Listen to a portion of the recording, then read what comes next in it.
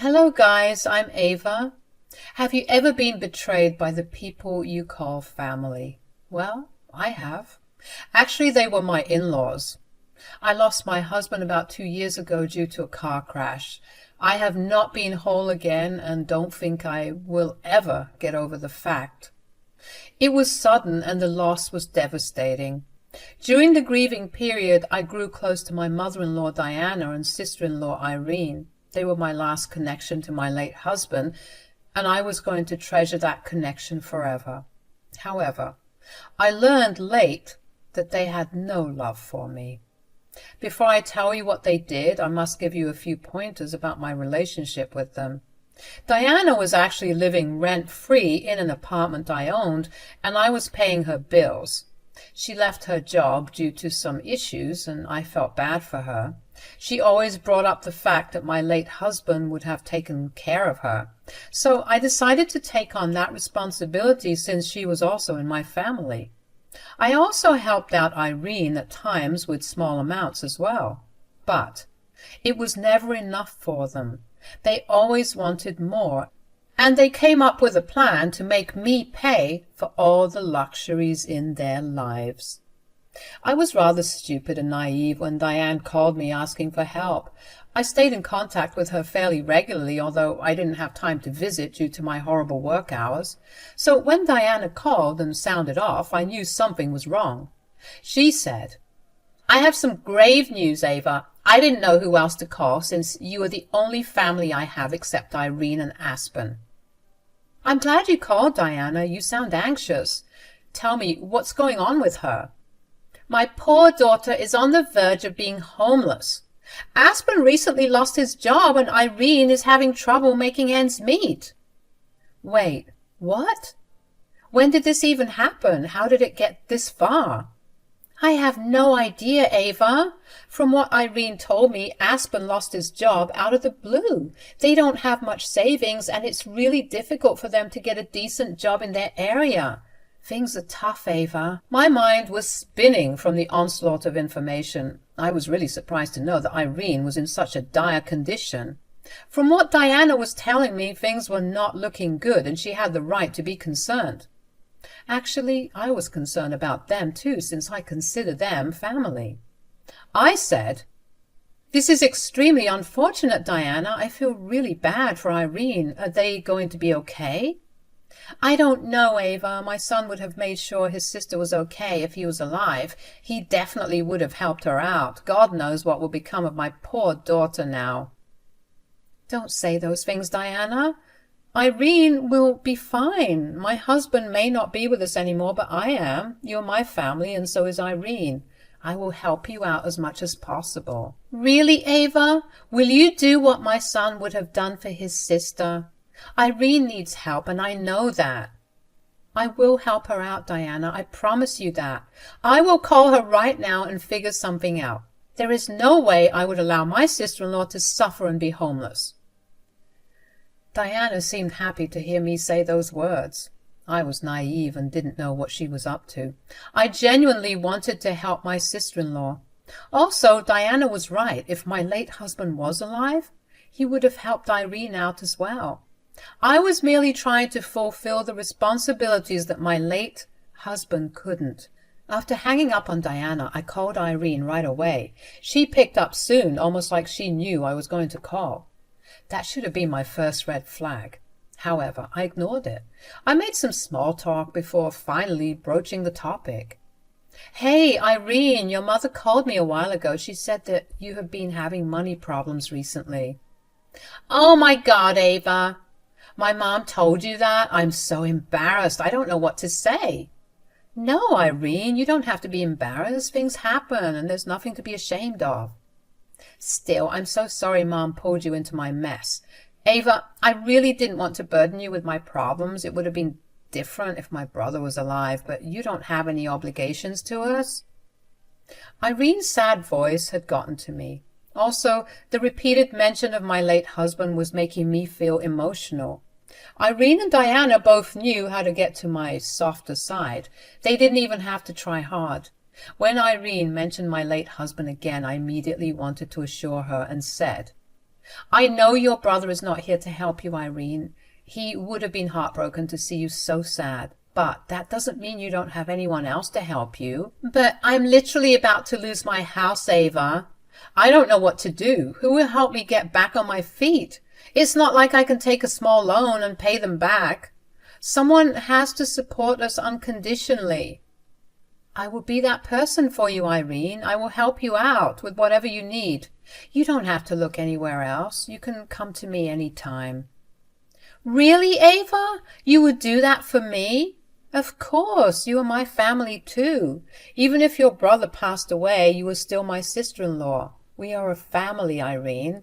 It's my duty to help you.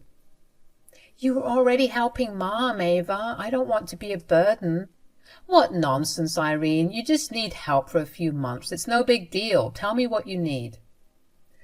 After I reassured Irene, she seemed to have been thinking about what I said. Back then, I thought that she was just a little shy and embarrassed. But no, I later realized that it was all for show. Irene is an exceptional actor. I have no idea why she never pursued an acting career. If she had, she wouldn't have done what she did to me. I really couldn't even imagine everything being a setup. I mean, Irene seemed embarrassed when she said, "Well, if you insist so much, it would really help if you could send money every month just till we get back on our feet." Sure, how much do you need, Irene? With rent and all the bills, I'll be needing $3,000, Ava. The prices are pretty cheap here, and Aspen needs gas to go to interviews and grocery trips. That was the second red flag for me, but again, as stupid as I was, I ignored it. It baffled me a little why they needed $3,000 for two people. To me, it seemed to be a little over the top, but then again, they did live in an expensive city, so I thought nothing more about it. Since I had promised to help them out, I agreed to what she was asking.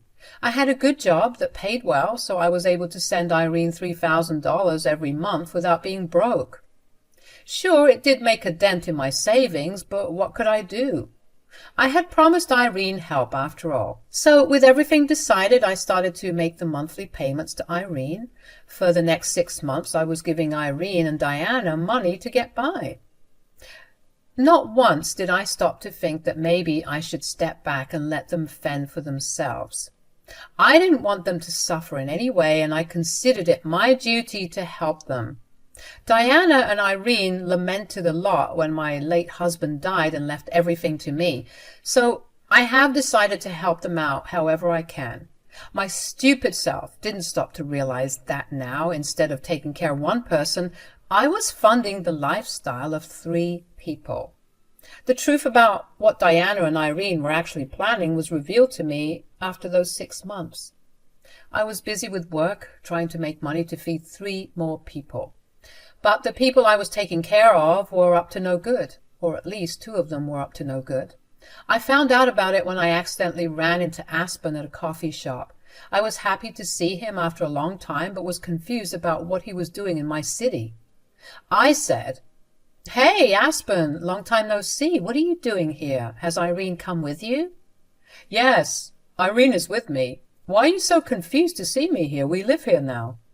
"What? Wait. What are you talking about?"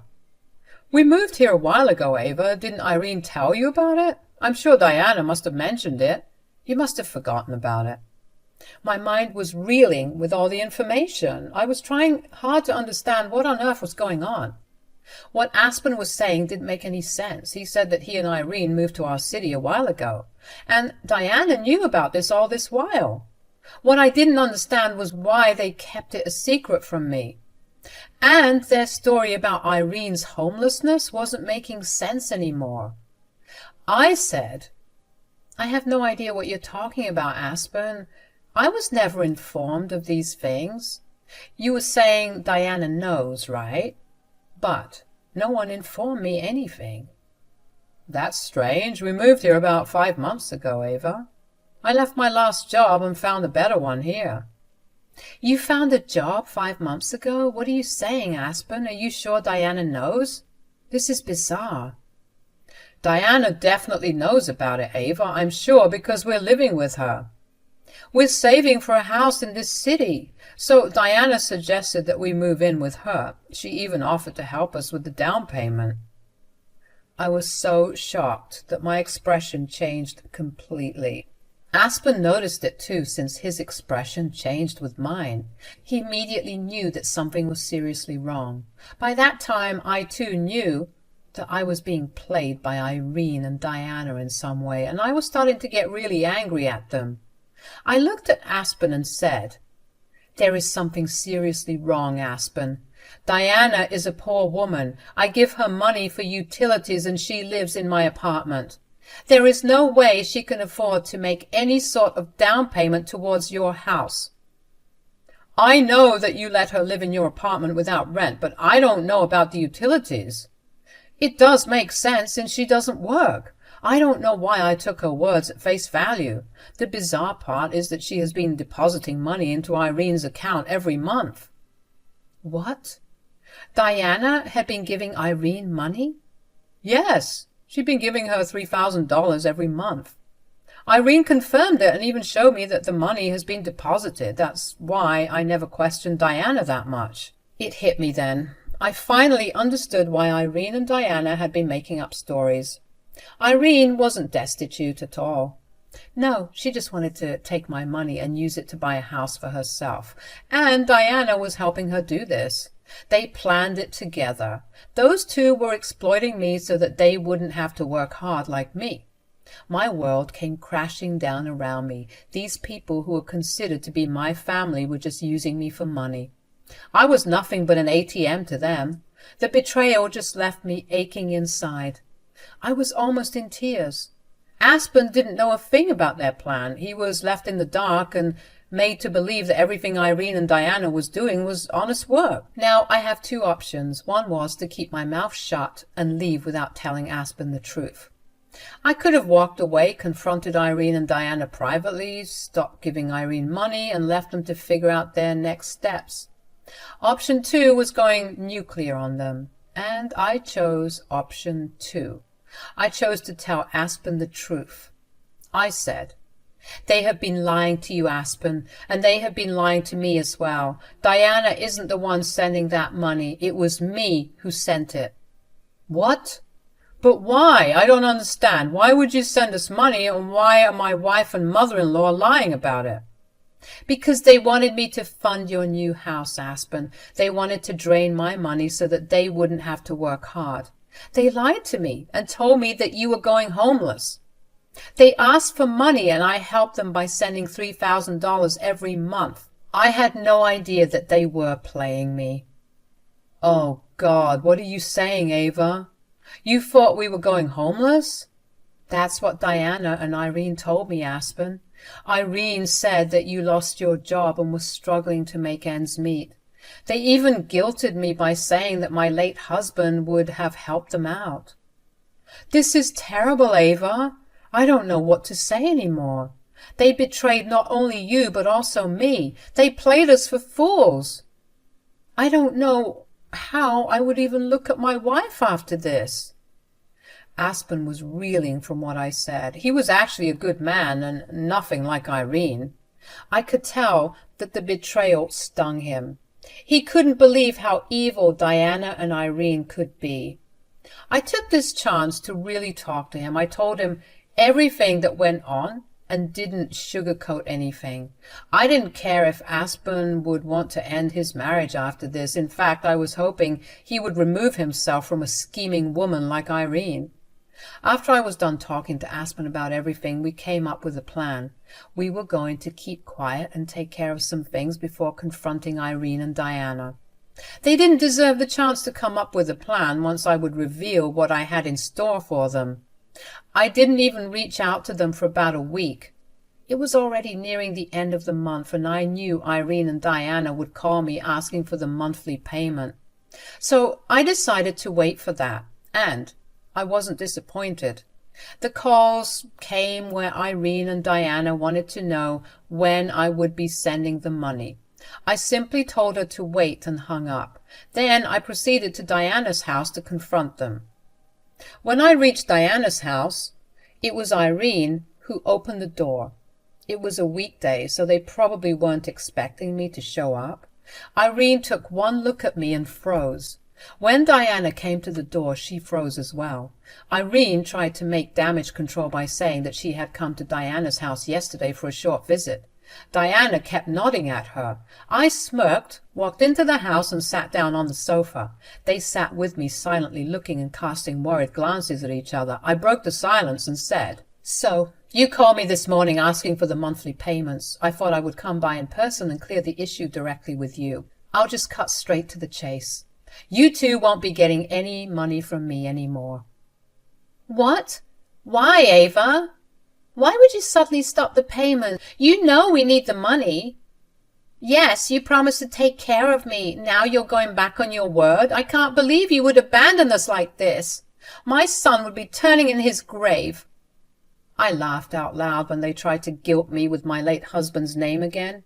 They knew they were caught, but were trying their best to avoid the issue. Oh no, they wanted to act like everything was fine. Too bad I wasn't going to allow that. I said, "Oh, my dear mother-in-law, your son would be turning in his grave, but not for me. No, he would be ashamed of what his mother and sister tried to do." "What are you talking about, Ava?" "Maybe the fact that you are not destitute and your husband has a brand new job in this city. I also heard that he makes way more than he used to at his last job. Care to tell me why you two would lie about it to me?" "It's not like that, Ava. Aspen got a job very recently. Irene literally just moved here yesterday. You are overreacting and misunderstanding the situation." Yes, you are misunderstanding us, Ava. Aspen just got the job and we are still struggling. He didn't even get his paycheck this month." "Is that so, Irene? So you two were not lying to me so that you could take my money and buy a new house? Is that what you're telling me?" Diana and Irene now looked really pale. They were taken aback by my words. I don't know what they were expecting to happen. I would have found out eventually when Irene would buy her house out of the blue.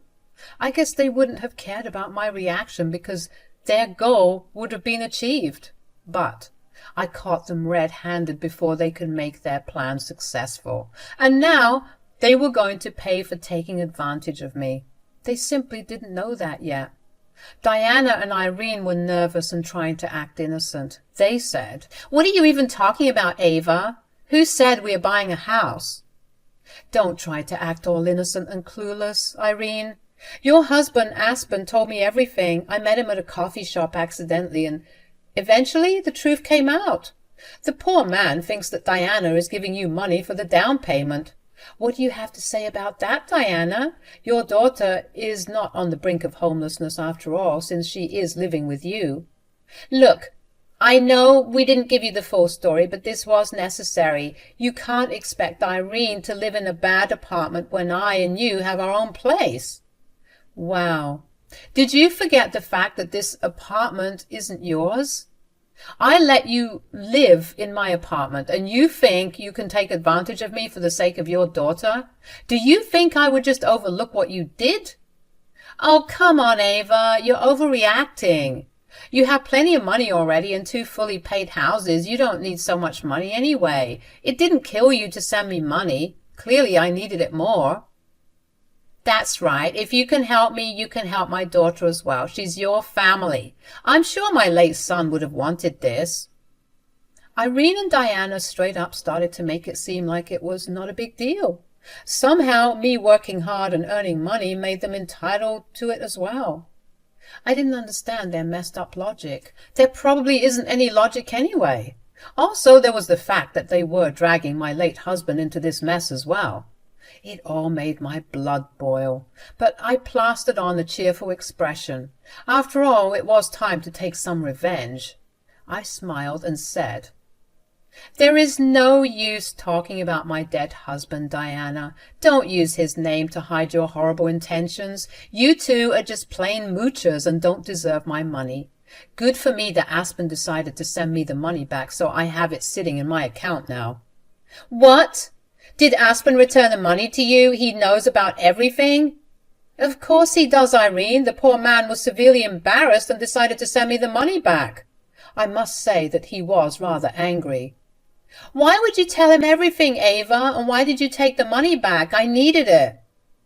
This was a horrible thing to do, Ava. Irene needs to buy a house soon so that she can start a family with Aspen. You can't just take that money back.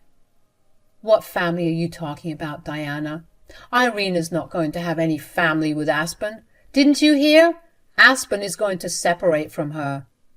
Irene and Diana were staring at me with their eyes bulging out of their sockets. Yes, it was true that Aspen was considering separation and even divorce. He met with a lawyer to draw up the papers just the previous day. He was ready for battle. Irene wasn't told of this yet, and Aspen gave me permission to break the news to her. Irene and her mom were not happy with this. They said, "What are you even talking about, Ava? This is nonsense." No, that can't happen. Aspen would never leave me." "I won't be so sure of it, since he has already met with a divorce lawyer. Do you think he would want to be with a scheming woman like you?" No, this can't be happening. You just destroyed my life, Ava. How could you do this?" "There is no use blaming me, Irene. After all, I wasn't the one who decided to betray the woman you call your family." "You don't deserve an ounce of respect from me." "What you did was uncalled for, Ava. You will apologize to Irene right now for trying to break up her marriage, and you will help her buy a house. If you don't do this, we will never consider you our family again." Diana thought that giving me an ultimatum would make me beg for forgiveness. Their audacity and toxicity made me want to puke. My face of disgust was difficult to hide, but I managed somehow. Instead, I simply laughed and informed them about how deep in trouble they were. I said, "Oh, there won't be any need for frets, Diana. I don't want to be your family anymore. I'm done allowing myself to be used by you two. There is no way you will get anything out of it anymore. In that case, you can get out of my house right now. We don't want to see your face ever again." "Of course, Diana, I don't want to be in your presence either. But first let me correct the mistake you just made. This house is not yours, it is mine. And I am evicting you from this place right now. Here is the eviction notice." "What? You are evicting me?" "How could you do this to your own mother-in-law, Ava? She's a poor old woman who has nowhere to go. My brother would never forgive you for this." She stopped being a poor old lady when she decided to scam me out of money. Instead of preaching to me, you should start looking for a place with your mom. There is no use depending on Aspen, since he already found an apartment to live in on his own. Oh, there is one thing left before I go. Remember when I said that I won't be giving you money anymore? Yeah, I was serious about that. You two are on your own. With that bombshell, I exited the apartment with Diana and Irene begging me not to do this to them. I went back home, and those two bombarded me with texts and calls. The next day they showed up at my house crying about how Aspen was seriously leaving Irene, and now they were about to become homeless for real. They shamelessly tried to use my dead husband as if it was going to work. I simply told them that if they didn't get off my property and stop harassing me, I would call the cops. At the end of the month, Diana was forced to leave my apartment. I had threatened her with legal action if she hadn't. Aspen had left a while ago, since he found a one-bedroom flat for himself. He didn't take Irene with him, and the couple are currently going through separation. I have talked to Aspen, who has made it clear that he doesn't trust Irene, so the marriage was doomed. Irene and Diana are still throwing a fit, but were both forced to go back to work minimum wage jobs. So I got my money back and made them fend for themselves after they shamelessly tried to use me.